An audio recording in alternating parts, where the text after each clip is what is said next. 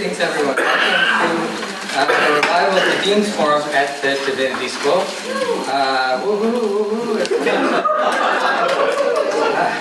As I think all of you know, the Dean's Forum has a very noble tradition and noble history at the Divinity School. Some claim it goes back to the origins of the school itself, to 1890.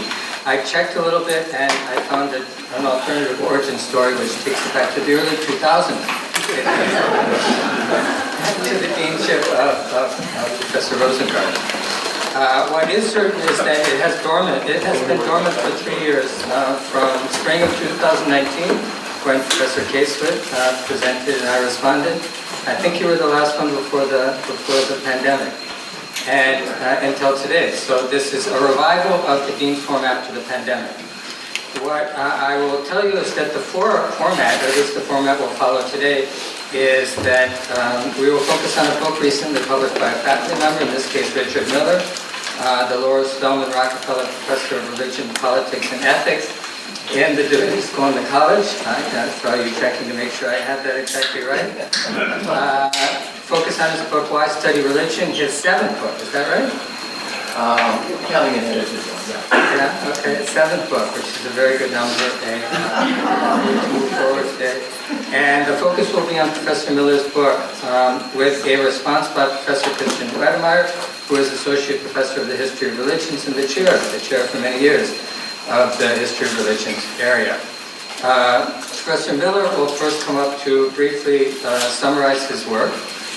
For those who have not read it, Christian will then respond at some length, and then Christian, and then Rich will respond, and then we'll open it up to the community to ask questions. So join me in welcoming our two interlocutors today, Professor Miller and Professor Wedemeyer.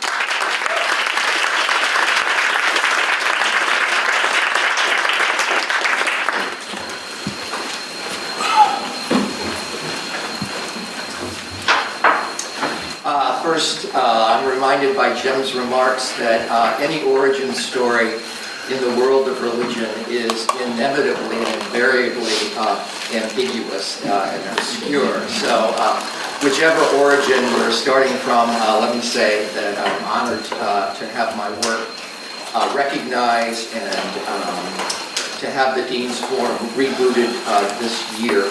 So thanks to Jim Robinson and everyone who's worked behind the scenes to help organize today's forum. I look forward to Professor Wedemeyer's comments and thank him in advance for sharing them. Why Study Religion is organized around a basic question. What justifies the study of religion? What reasons can be proffered to identify the ends or purposes of the academic study of religion that can provide scholars with a raison d'etre? In this respect, the book is a meta-disciplinary intervention in the field. I ask this basic question about justification on the view that too much work in the Guild is preoccupied with defending one or another methodology without due consideration of the ends and values that can vindicate our work. The Guild suffers from what I call, following Richard Rorty, methodolatry, a focus on theories about the proper procedures of research, but not the goals toward which the study of religion can aim. As an alternative to the Guild's preoccupation with matters of method, I offer an understanding of the purposes toward which the study of religion can direct itself. I call those purposes critical humanism, organized around 4 values: post-critical reasoning, social criticism, cross-cultural fluency, and environmental responsibility. With these normative ideas in place, I propose thinking about what I call the ethics of religious studies, by which I mean to name a way of justifying the practice of studying religion, one that aims to expand the moral imagination. I'll be happy to speak more fully about this pluralism of values in our discussion. For now, given the limits of time, I'll briefly sketch the book's 4 principal ideas. First, as I mentioned, attention to theory and method has focused exclusively on issues of methodology, of matters of how to study religion, without explicit reference to why we should do so. It's not clear to me how one can focus on the criteria for proper means without begging the question about what the means ought to aim at, the purposes that can justify the means of any sort. There's been an ongoing anxiety about the intellectual status of the field of religious studies and its place and standing within the academy.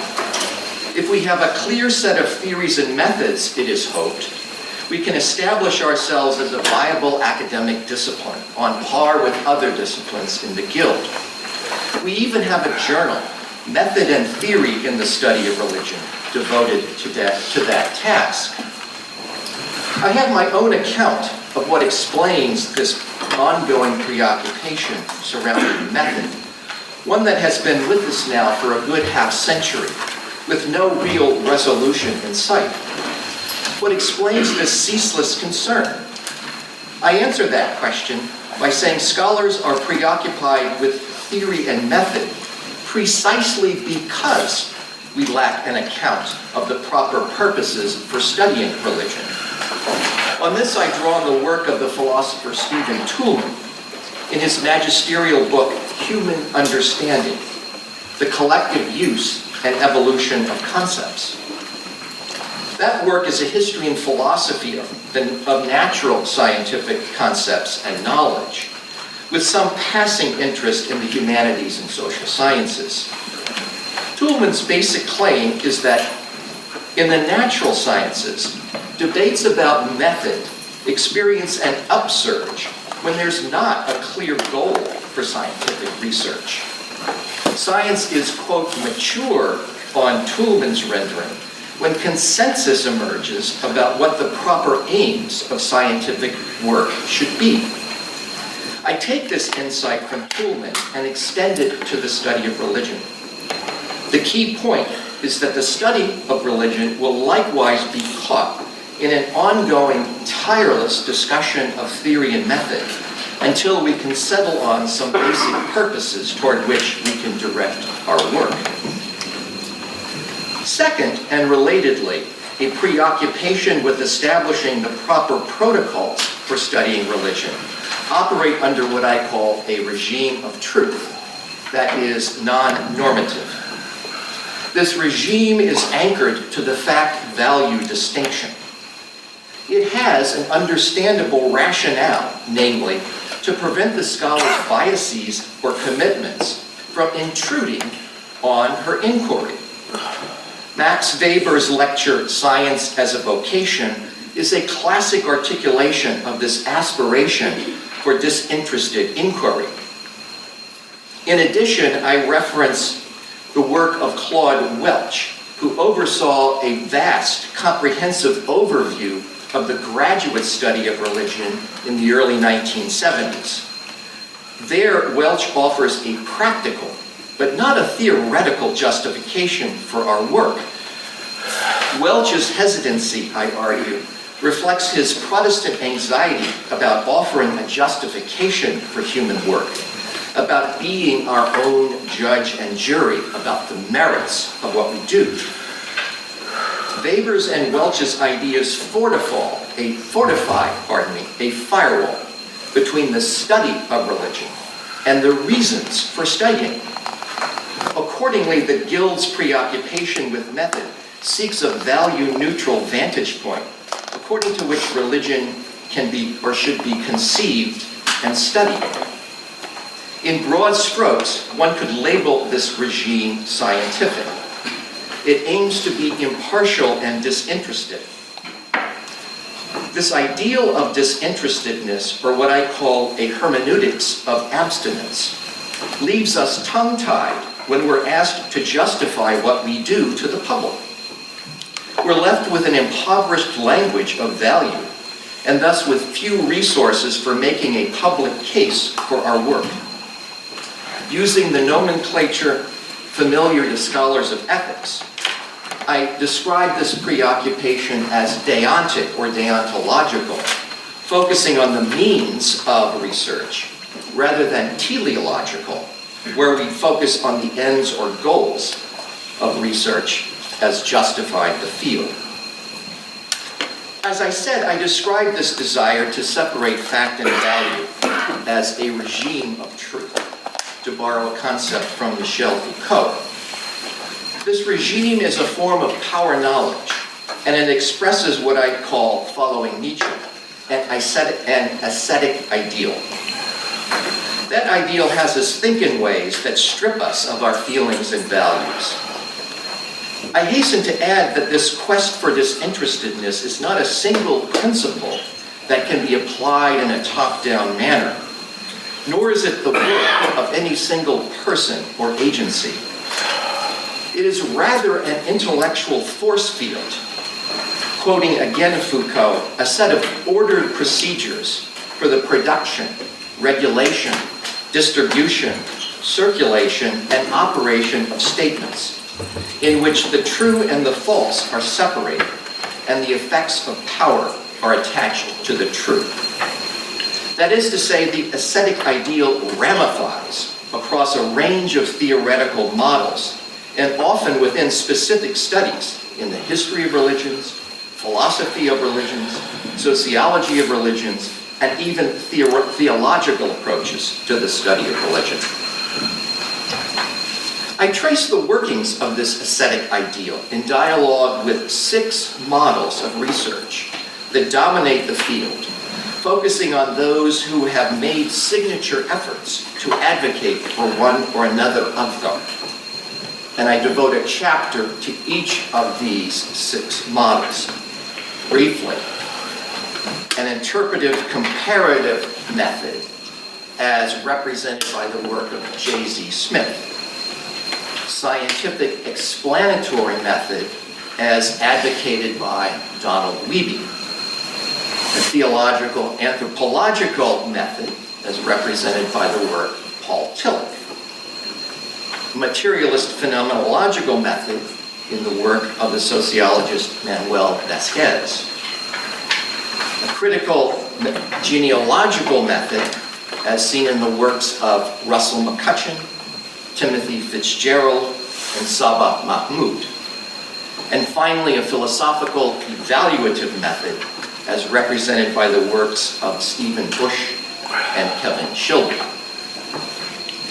Regarding these models, I devote a considerable amount of time to exposition, in large part to educate readers about the intellectual culture of the field, and to document my main assertions. I recruit ideas of critical humanism to comment on the merits and weaknesses of these models on the way to describing their features, that is to say, of critical humanism, and to ease what I call the overbearing conscience under which the Guild has labored for the past 5 decades. Among other things, I show that actually and in the final analysis, these models of research are anything but value neutral. And that leads to the 3rd core idea. Third, it's my view that this non-normative value neutral stance only represses values and commitments in the study of religion. That it is impossible to eradicate one's values and adopt a disembodied ascetic position. I describe the Guild's regime of truth as imposing an overbearing conscience, one that has us reach for an ideal that strains beyond what is human and reasonable. This aspiration for value neutrality, I argue, invariably fails. Efforts to avow a scientific or value-neutral procedure buckle under the weight of repressed values or judgments of one or another sort. As a result, in theory and method today, we see values expressed in haphazard, quixotic, and incoherent ways. A return of the repressed, the expression of what I call crypto-normativity. If scholars would be more explicit about their values, on the other hand, We shouldn't see such haphazard expressions of judgment and merit. As things stand, we're encumbered by a self-defeating superego. Against this regime of truth, and fourth, I proffer the idea that the study of religion should aim toward expressing values of critical humanism. As I noted, this vision is shaped by four values: post-critical reasoning, social criticism, cross-cultural fluency, and environmental responsibility. Briefly stated, critical humanism aims to make available information about, as well as tools for, critically examining human subject formation and the expressions of human agency. It presumes that human beings are persons with depth, dependent upon and capable of critically exploring their received notions of the good as a basis for human decision-making and action. Along with that is the idea Along with that is the idea that we're brought to self-consciousness through the awareness of an other, that knowledge, self-knowledge, and recognition are coeval and interdependent. Let me conclude by offering a brief statement about each of these four. Post-critical reasoning has us attend carefully and meticulously at our primary and secondary source material on the way toward fashioning our ideas and assessments. It has us toggle between what I call vernacular near and vernacular distant modes of inquiry. That attention to alterity, to an other, I argue, naturally leads us to think about the kinds of social contexts in which they, that is to say, our source materials, and we exist, leading secondly to social criticism. This has us assess the customs, practices, and policies that shape the institutions and aspirations of public culture. That turn to and consideration of social formations naturally has us think about the many ways, the many sources, cultural and otherwise, that inform our subject formations in social life, leading naturally to the third value, that is to say, cross-cultural fluency. It mandates that we study a diverse range of cultural traditions, historical periods, and social contexts around the globe in a way that I call dialectically cosmopolitan. And finally, fourth, environmental responsibility, yet again a widening circle of alterity in which knowledge finds itself moving, mandates that we reflect upon the ramifications of our ideas and practices in relation to ecological needs and demands. I then conclude the book by describing four exemplary works in the study of religion that in one or another way mobilizes, expresses, represents these kinds of values as embedded in their work. The academic study of religion can conceive of itself, I argue, as contributing to this wider project of research and teaching in the humanities. The overall aim is to identify intellectual excellences that can animate the project and practice of religious studies. In this way, I hope, it can advance the aims of the critical humanist, that is, to expand the moral imagination. Thank you.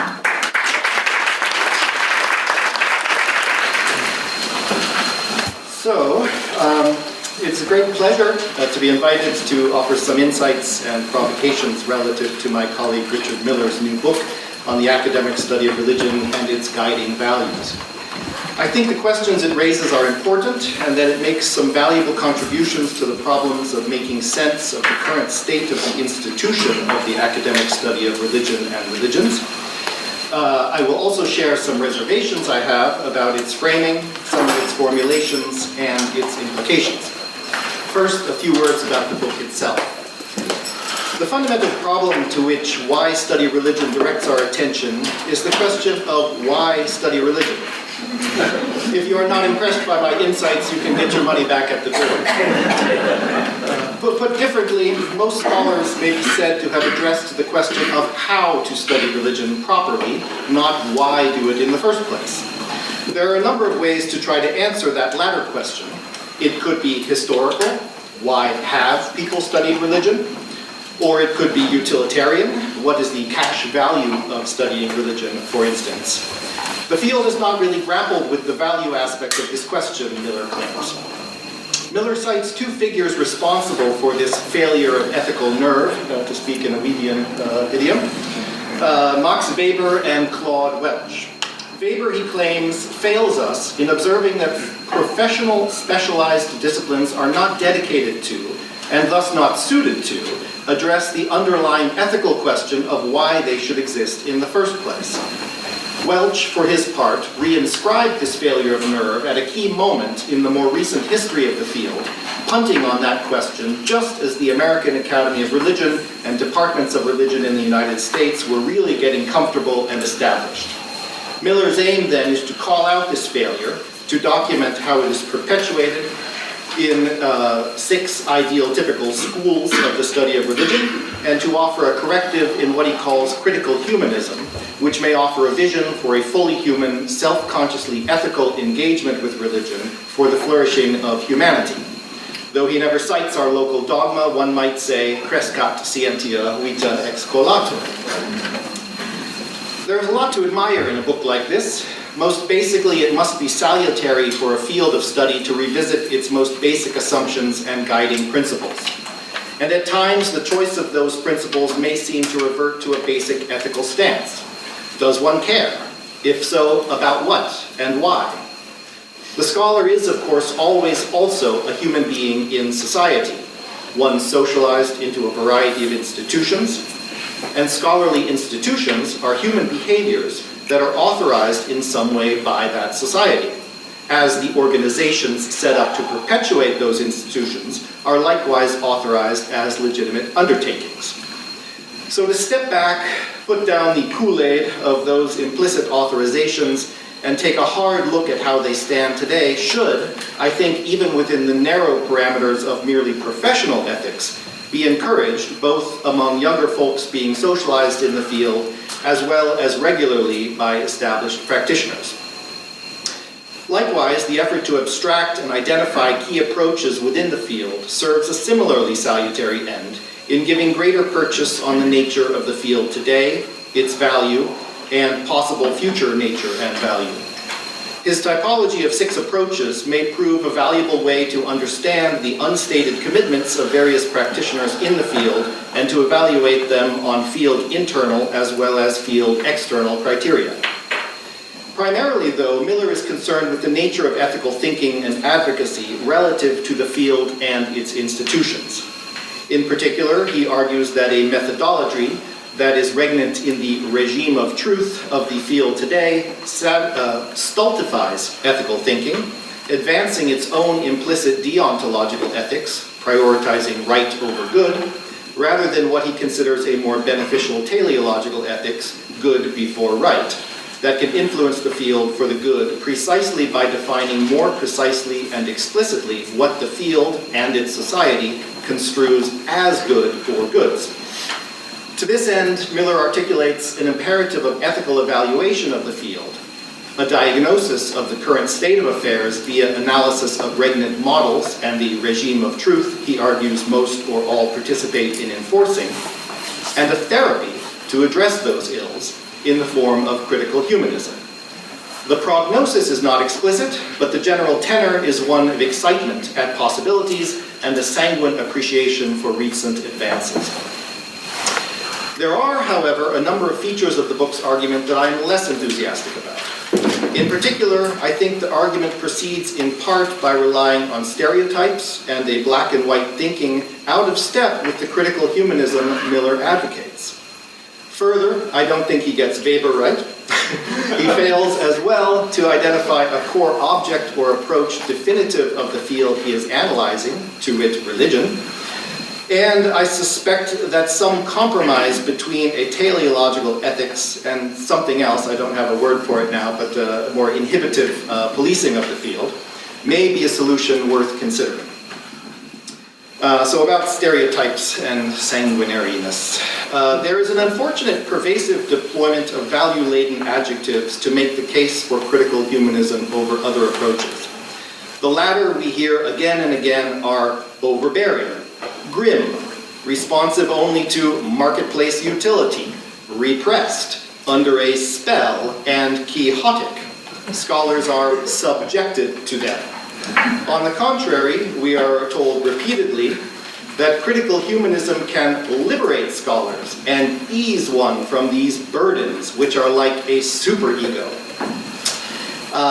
The Freudian subtext here got me thinking that an alternative title or subtitle might be Methodology and its Discontents.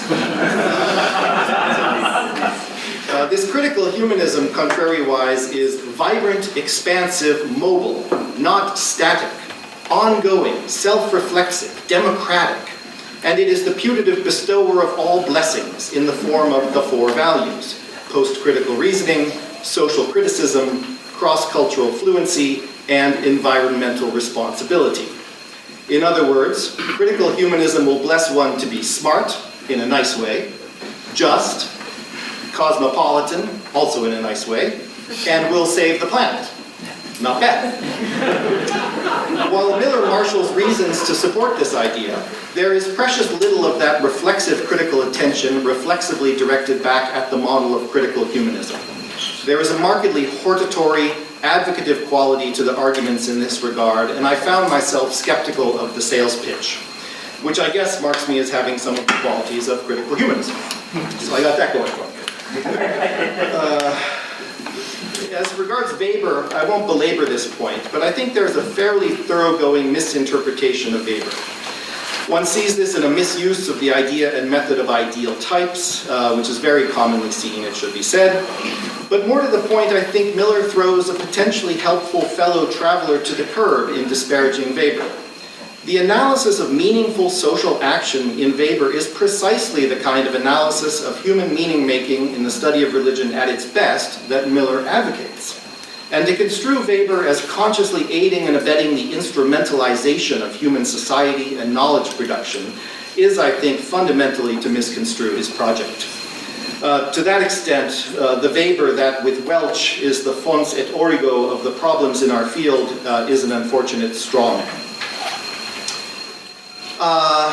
Another pretty major problem to my mind is that Miller never articulates a coherent account of what is particular about religion that makes it a good or a value or worth studying. There is a robust advocacy for a general humanities, but he is quite vague about what religion in particular has to contribute beyond diversity, cosmopolitanism, issues of identity, and other virtues shared by virtually every other humanistic field. One would have liked an account of what religion is on his account that makes its study a good or value beyond the general study of forms of human meaning-making. Even more fundamental, perhaps, Miller's approach evades an important debate about human capacities for knowledge. He is suspicious of neo-Kantian suspicion of those capacities, one that I argue underpins the entire theoretico-methodological product of the modern social and cultural sciences. The root of this may be found in the old-school reversion to teleological ethics that he is quite explicit about. This tradition tends to foreground positive human capacities, virtues, and to direct critical attention to how best to maximize those faculties in regulating human institutions toward a good. However, this tradition exists in some tension with another approach to human institution building, and the study of religion is a human institution, I think we both agree on that. It has been some years since I worked in the area, so I'm blocking on a good name for it, but it is the one that focuses instead on human fallibilities and seeks to establish good institutions not only by providing conditions that conduce to growth of virtue, but serve rather to inhibit vice. It is not unreasonable that a field of study dedicate a great deal of its attention to policing bad thinking, in a word, to methodology. This is what logic does in all fields. Canons of evidence and argument are crucial to making sure that scholars do the work and attempt to provide a framework that may elevate their hypotheses from mere opinion to something worth taking seriously as a potential fact. In other words, one man's oppressive, grim, overbearing regime of truth is another's canons of evidence and argument.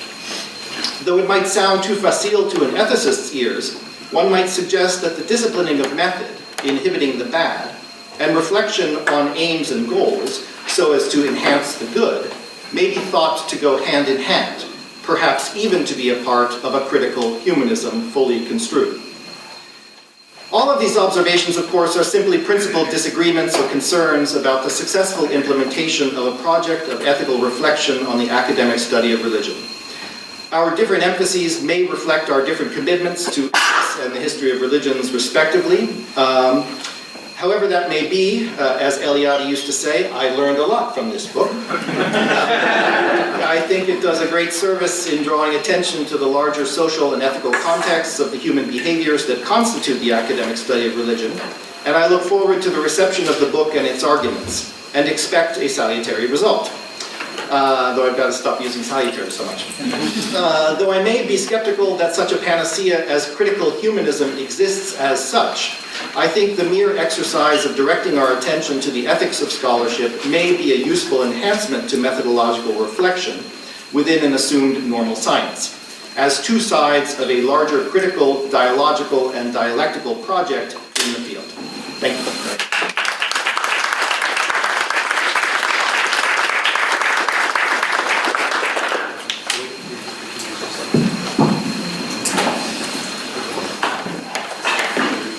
Terrific, Christian. Thank you so very much. Much appreciated. And that was a wonderful encapsulation of the book, and certainly does press on what, pardon me, the author, understand the book to have certain soft spots or areas for development. So let me take each one in turn. So I think the first concern has to do with straw people and stereotypes. So with regard to how I set the table for thinking about regnant methodologies in the field, I do use the language of something like ideal types in order to soften any suggestion that I'm bringing on board a full Weberian account. Apparently that was not successful in, as it were, trying to put some distance between what Weber does and what I just saw as a way to organize and bring into focus some primary methodological orientations that scholars have been deploying for a good 50 years. If I do misrepresent ideal, typical thinking, I'm not sure how fatal that is to how I try to set the table for each of those discussions. Because certainly after I identify what's centrally representative of each type, I then pursue an individual or a set of individuals whose ideas mobilize and move those notions into one or another direction. So I try to do the ideal typical as well as the intellectually specific when, as it were, trying to describe the intellectual culture of the field. That still doesn't get me off the hook, I think, in Christian's mind, or wouldn't, regarding the representation of Weber himself. And he's absolutely right that Weber does have us think about the values that people express in one or another social and cultural formation. What I do is lay out what I think are the core ideas from Weber's lecture, Science as a Vocation. And in that discussion, I lift up the ideal of disinterested, value-neutral inquiry. And I don't claim, and I explicitly disavow saying that I'm creating a genealogy from Weber or Welch to explain the regime of truth in the field. What I do say is that the work of the paradigms in question replicate and reinforce the firewall that's evident, that materializes from the work of Weber and Welch. So there's no genealogy, and Christian's not saying this, but just to be clear, there's no genealogy from those thinkers into the present moment. I simply want to set up, as it were, a set of aspirations that I see replicated, and then identify in the particular cases under review how and where those replications go awry for either internal or external reasons.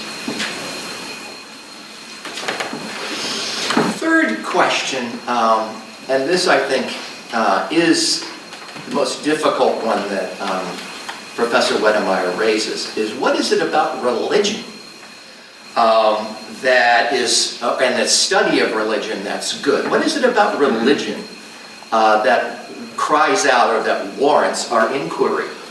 And it's true that in the work I do not answer that question directly.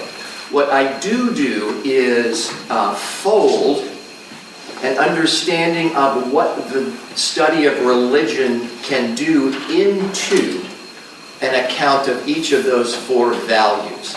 I don't offer a freestanding view of the value of studying religion. I claim that the pluralism of value within critical humanism enables us to understand how religion and its study in particular can inform and enrich a pursuit of each of those values. So what I thought I decided to do is to integrate what I see as an answer to Christian's question within an account of each of the specific values of critical humanistic inquiry. Now, along these lines, Christian faults me. I like the hortatory term. That's good. I think that's true. I think that's quite true. Because I really did try or want to offer ideas that made the study of religion appealing. And perhaps, I overdid that. But one of the audiences, and frankly, the primary audience of this book, are people who do not have an academic appointment, but who are aspiring to secure one. That is to say, most of the people in this room, right? It is really meant to offer some grounds of hope for the study of religion and for those of us who we're training to be the next generation. So perhaps the hortatory quality is excessive, but it's not uncritical. And I take issue with, I think, one of Christian's observations that the problems that attach to each of these values is underdeveloped. In fact, in each case, I try to identify liabilities that attach to post-critical reasoning, social criticism, cross-cultural fluency, environmental responsibility. Clearly, I might not have done sufficient work in laying out some of those liabilities, but I would like to assert, and I'll leave it to others to determine, that in fact they're not problem-free, and in fact that they need each other, right? That none is, as it were, sufficient on its own, but they naturally lead to what I call, and this comes out of a number of other sort of readings, an intersectional account of critical humanism, right? So that's one reason why we might not see an answer to Christian's question about the good of studying religion. Finally, the point about perhaps a more hybrid way of thinking about method and thinking not only about the virtues or excellences, and Christian is absolutely right in saying that this is a book about intellectual virtue. I don't make this point at length, but that is what I'm talking about.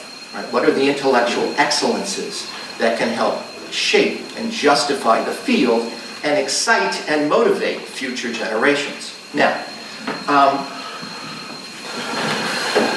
what I meant to do, as it were, with regard to the turn to critical humanism is identify a set of purposes or ends.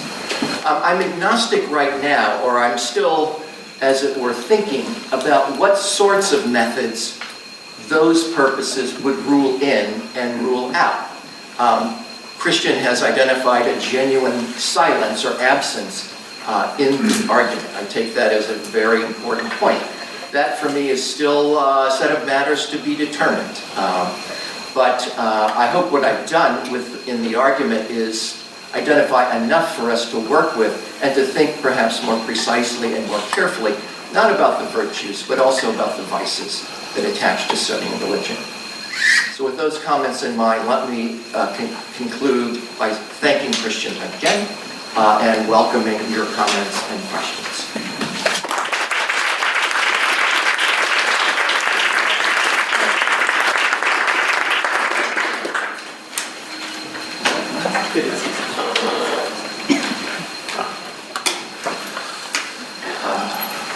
Thank you both so much. So this is a question for Professor Miller. I think in the beginning of your talk you said something like, there's an ongoing debate for 50 years about methodology in the field, and your claim is that the reason that is unresolved is because there hasn't been a deeper question about why we're even doing this hasn't been answered. Yes. And my question is, does that debate need to be resolved, the method debate? Is that not a debate that could and should go on forever? And if there's something fruitfully dialectic about that, there's a lot of debate. Say that last part again. Go ahead. Yeah. The question is whether the methodology debate needs to be resolved. If that's motivating the deeper normative question. Well,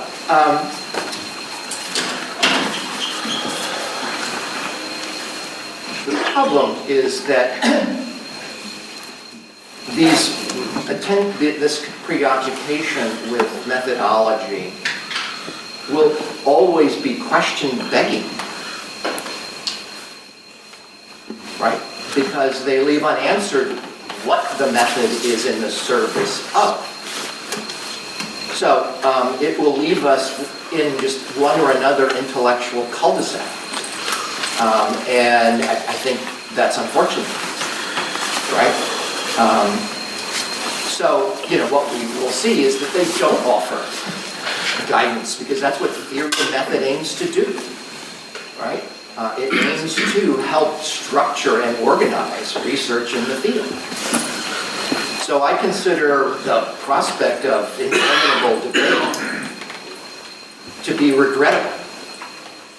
It's not unlike, for those of you who have read Alistair McIntyre's book, After Virtue, and I do not sign on to the full program there, but it's not unlike his complaint about what he calls the culture of emotivism. We'll be speaking from pre-theoretical dispositions and orientations, right? As if those are self-explanatory. I think that too is a problem. But thank you for that question. Yes, please. This is a very minor point. I would point out that the critical humanism you advocate is also the interminable debate, right? Because it's never a closed, static system where you're getting your final answer. So it's hard to say, whether that's a feature or a bug of both systems. But more to the point, when you do articulate the aims of the general humanistic study of cultures more generally, of which religion is a part, understanding is a key term that you use. And that strikes me as, something that has a track record. It has a Weberian track record. And certainly, his focus on meaning making and, analyzing not, say, automatic behaviors, but meaningful behaviors, right, that are willed and that involve attribution of meaning and an audience for that, right? So meaningful social action is not really so different from what you're advocating on my mind. So if you could clarify, what it is that this new understanding is that the old understanding doesn't involve, that would be helpful. I'm entirely in agreement about Weber studying meaning making. But Weber pulls back when the opportunity arises for him to pass or make some judgments about the merits of those meaning-making practices as he concludes the Protestant ethic. Okay, he makes plain that's exactly what he's done. But that evaluating the merits of the ascetic ideal and this process of secularization in the iron cage, there is a notable hesitancy there. And that's one of the steps I'm arguing that critical humanists should make. Dan, please, Dan Arnold. Thanks for the conversation. I was struck in your comments afterwards by your use again of a phrase that I thought recurrent in your initial summary of the book, and that was the idea that attention to each one of these goods will naturally lead to another. And I wonder if you could say a little more about what you mean by that. I take it you partly mean to say, as you clarified just a minute ago, that we actually need all of these, and that you partly mean to suggest that duly appreciating any of them will mean appreciating the eccentricity entail or require the others. But to say they naturally lead to them, that sounds more like a historical claim that people will, as a matter of empirical facts, be drawn to this. And I take it, if your diagnosis couldn't be right of the field, if people were indeed naturally led to these things by, unless it's because they've been inadequately attentive to each of the things by itself. But, so can you talk a little more about what you mean by naturally lead there?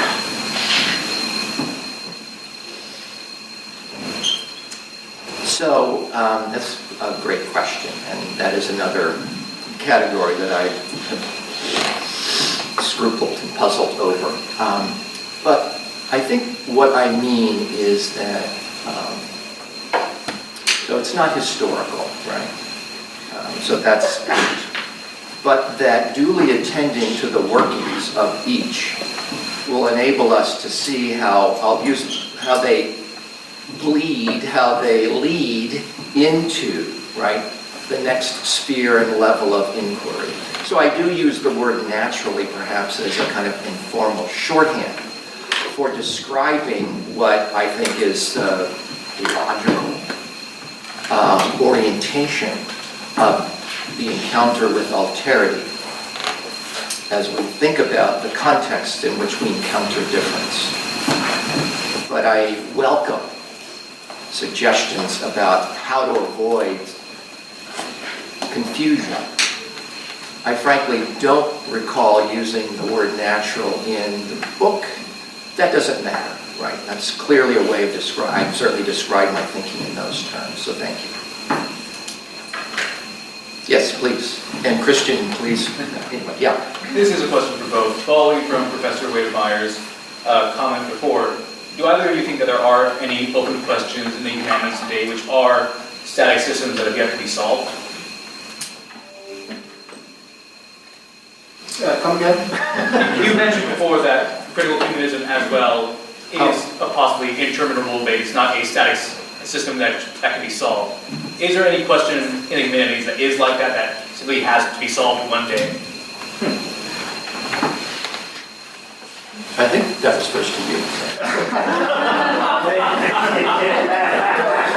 Don't get me wrong. I'm in pretty remarkable sympathy with Professor Miller's project. I just am very skeptical when I find myself nodding along to things and like, well, why is that? How can this be articulated? But certainly, the notion that human understanding of humanity is open-ended, right? That it has, it's not, susceptible to nomothetic analysis the way the material world is fairly unproblematical. And so if that's not too banal a level, then inquiry must always be open-ended.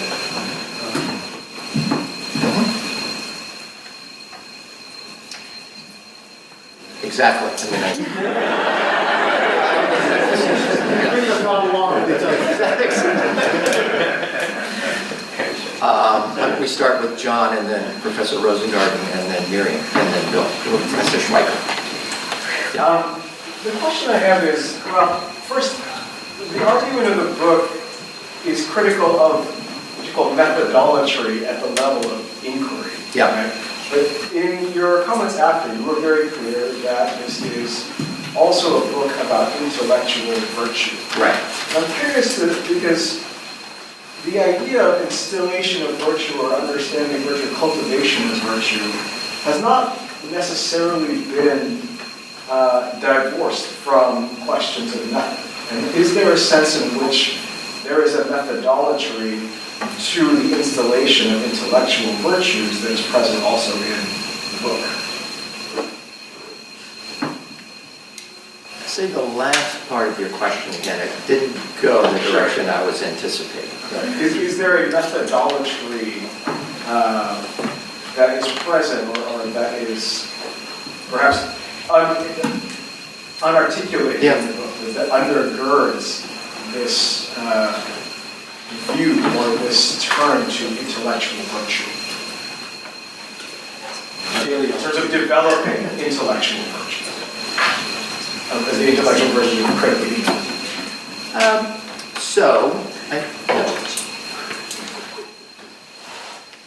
The reason being that, and this gets back to my last set of remarks to Christian, the methodology describes this preoccupation that is ceaseless. And, quoting, referencing, that imposes an overly demanding ascetic ideal. My point is that a turn to a teleological orientation will lower, that superego and allow us to think more capaciously and creatively about method. Now, so it's not like I want to jettison considerations of method, but I want to shift the scope,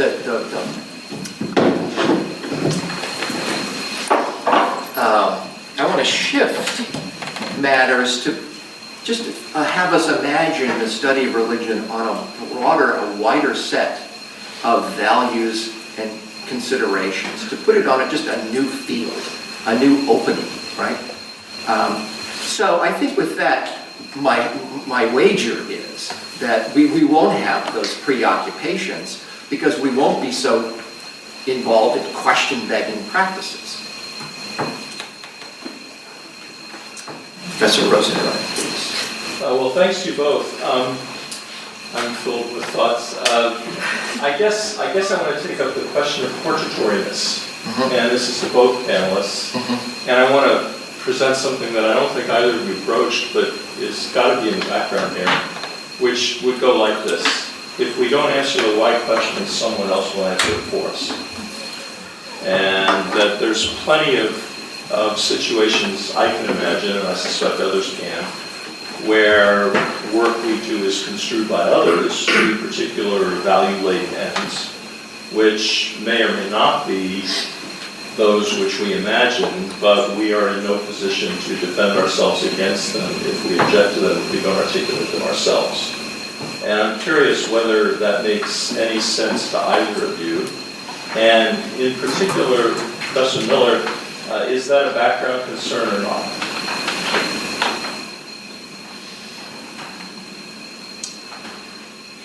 May I start? Oh, please. Yeah. So, absolutely.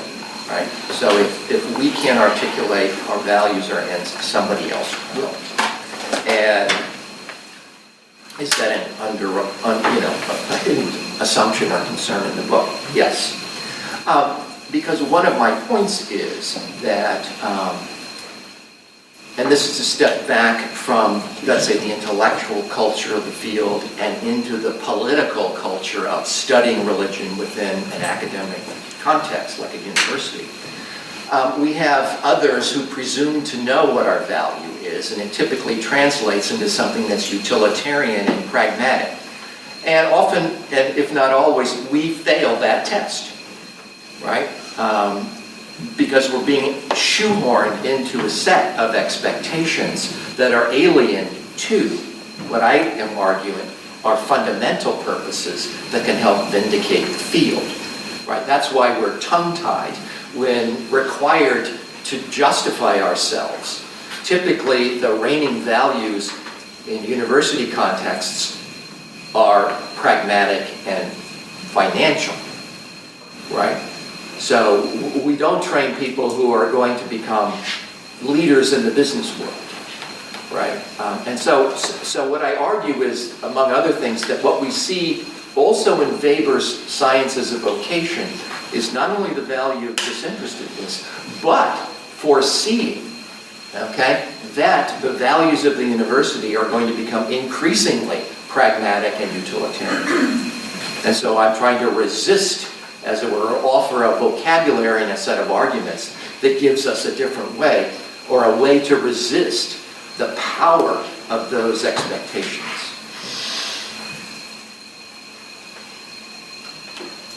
I guess if I were to answer that question, my take would be to say that the question has already been answered for us by someone else, right? To the extent that we participate in discourses about religion and the institution of studying religion from outside of its organizations, as part of an organization, like the Modern Research University, that's already been done.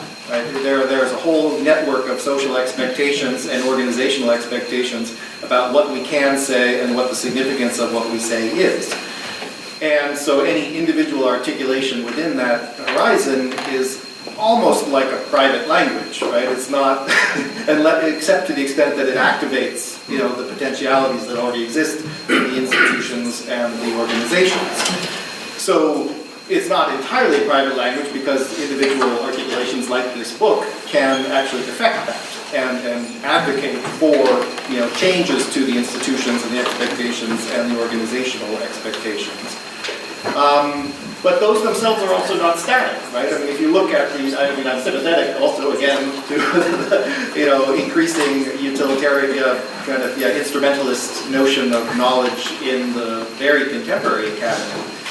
But that's not clearly what's at stake for the people in the early part of even this institution, right, who are very much concerned with religious difference, the role of religion in modernity, how it is that we can be cosmopolitan, how we can be critical thinkers, how we, maybe less the environment, but a lot of the virtues that you're talking about. Yeah. So I think part of what's important about the social context of the study of religion is that question has already been answered, already, right? And it's just a question of whether we fight against it, to what extent we can articulate it explicitly for ourselves and others, and thus intervene in it by naming it. Thank you. Miriam. Thank you so much for this book. It's already changed and clarified how I think about this field and why I have the frustrations that I have with it. So that's already been really helpful. My question is about what happens if this project is successful and religious studies comes to be seen as something that has permission to engage in social criticism among the other of the core values it came. So currently, when I tell people that I study religion, I have almost the protective cloak of that term being pretty vague in the public mind. It's almost like a Rorschach blot. People imagine that it is what they want it to be. And that can be very helpful. I mean, if I just want to invite them to talk about their own thoughts. So suppose that your project is successful and religious studies becomes known in the public mind as something that has permission to be exhortative, something that supports that kind of exhortative social criticism. I wouldn't know what to do if we had what I imagine could be a kind of PR disaster on our hands, and religious studies became seen kind of the way critical race theory or social emotional learning or COVID vaccinations have been seen as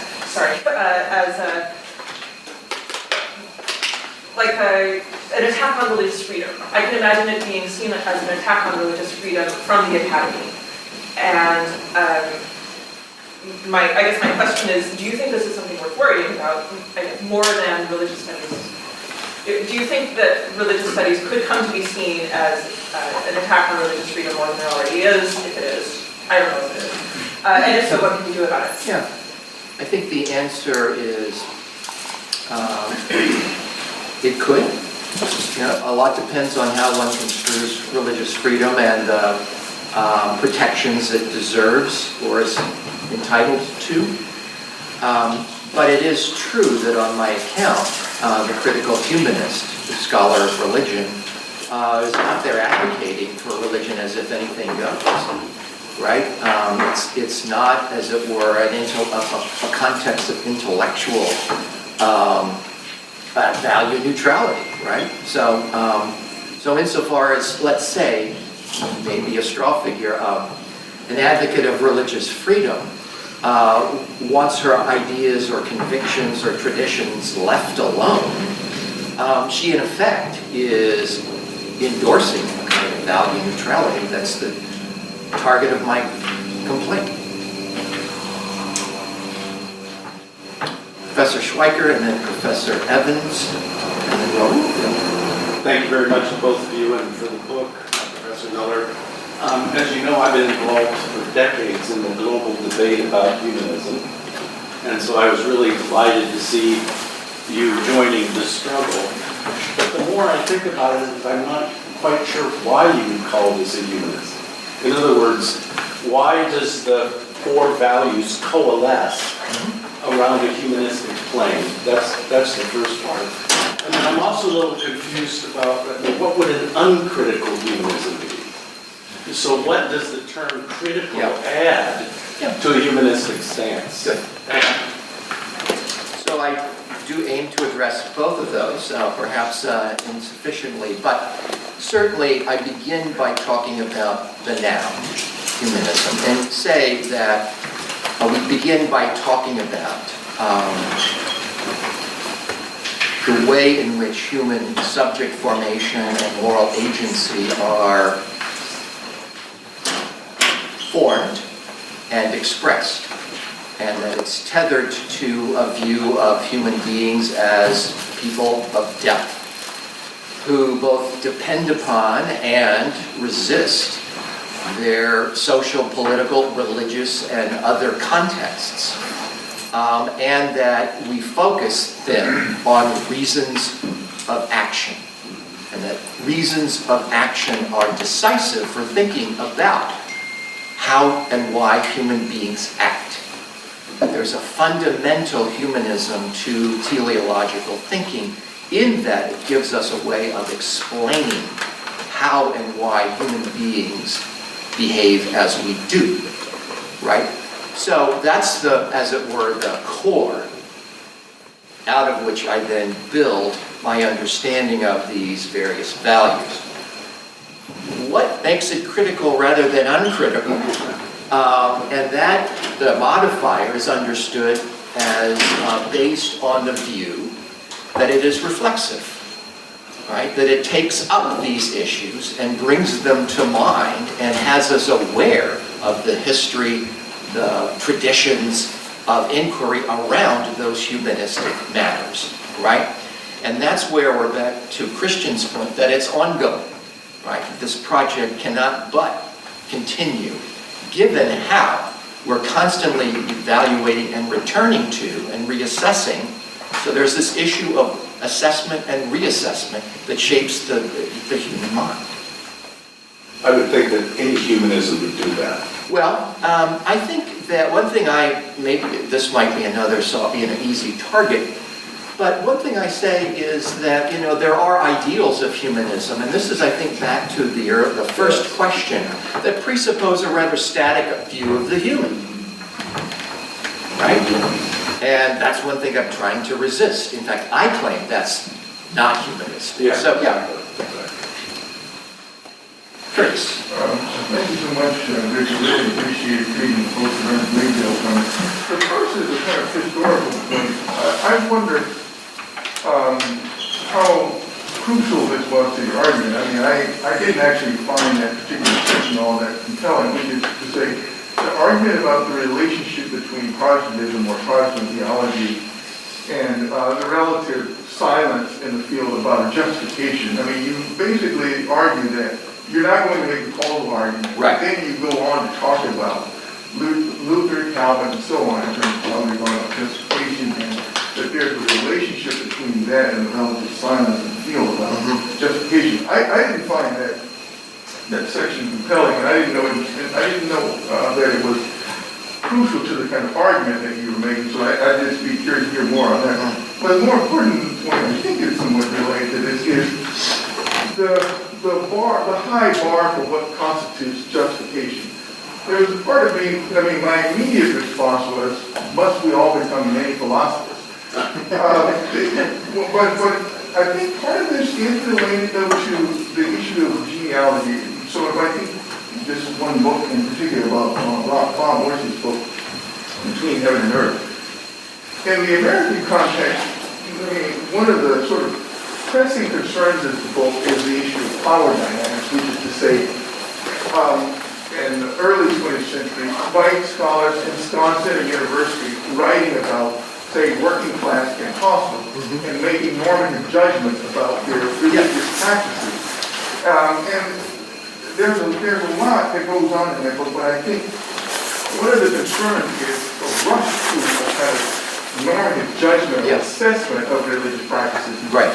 But I also think underlying it is that these narrow or relatively discrete projects, maybe they express, and this might be a better genealogy, so to speak, but they express a hesitance about making grand theories.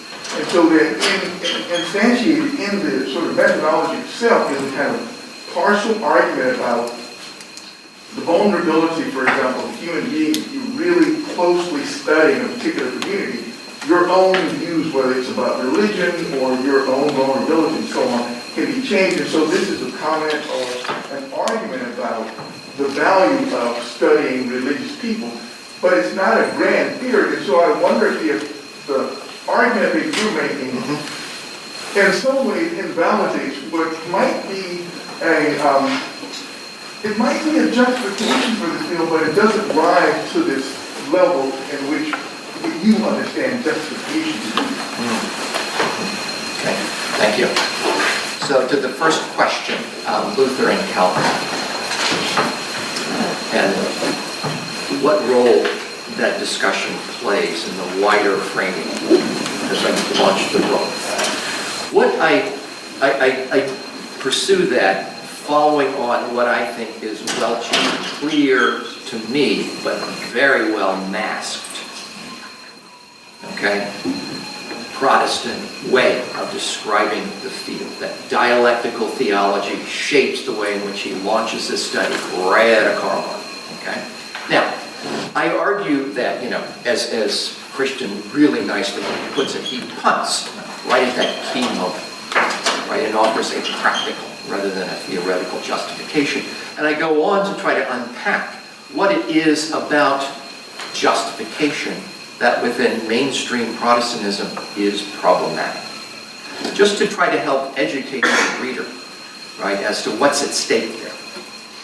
And not only what's at stake, but on that view, we get a picture of religion and the moral as separated. And that's what I'm saying creates a kind of autonomy or shield around religion that resists efforts to, as it were, apply or consider normative matters independent of those religious claims. Right? And that's what I'm arguing critical humanism enables us to do. Second point about Morse's book. I'm very sympathetic, to that set of rationales for studying religion and what's excluded in, let's say, prior models. And then there's the danger, as you say, of rushing to judgment, right? And certainly, one thing I try to argue is that whenever one does that, as in any form of practical reasoning, one must be careful and meticulous and painstaking, right? And I argue that, in fact, these efforts that aspire to some version of value neutrality end up, okay, avowing one or another principle or commitment, etc., and often in ways that cut corners, right? That do exactly what I think Orsi would be worried about. So in the chapter, for example, on Jonathan Z. Smith and his treatment of Jonestown, I think that's just a postcard example of exactly what I'm talking about.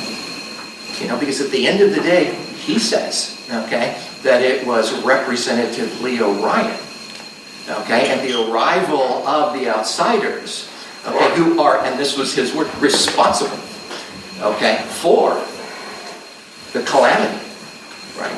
So that just strikes me as far too hasty a judgment, right? So as an ethicist, I would say no. This is very much a problem. But when this bar is high, then the concerns, the anxieties about doing that are such that they really inhibit a careful and painstaking way of sizing up what happened. Yeah, I think we're at the end.